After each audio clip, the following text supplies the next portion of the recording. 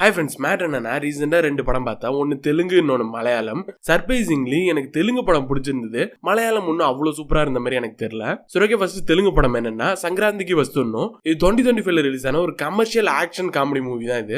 இந்த படம் பிடிக்கிறதுக்கு எனக்கு முதல் காரணம் பார்த்தீங்கன்னா இந்த படத்தோட ஹீரோ தான். அவர் இந்த படத்தில் டான்ஸ் ஆடுவார், பட் ஆனால் ரொம்ப ஹெவியான ஸ்டெப் கிடையாது.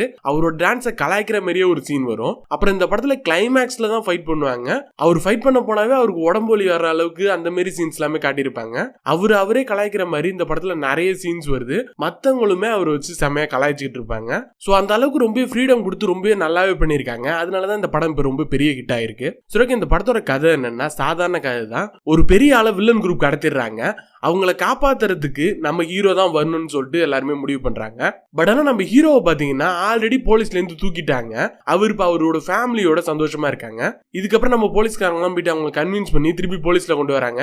இதுக்கப்புறம் என்னாச்சுங்கிறத இந்த படத்தோட கதை. இந்த படத்தை பார்க்க ஆரம்பிக்கிறதுக்கு முன்னாடி இது ஒரு தெலுங்கு கமர்ஷியல் மூவி அப்படிங்கிற ஒரு மைண்ட் செட்ல தான் பார்க்க ஆரம்பிச்சேன். பட் ஆனா ஃபர்ஸ்ட் 30 மினிட்ஸ் அதே லெவல்ல தான் போச்சு.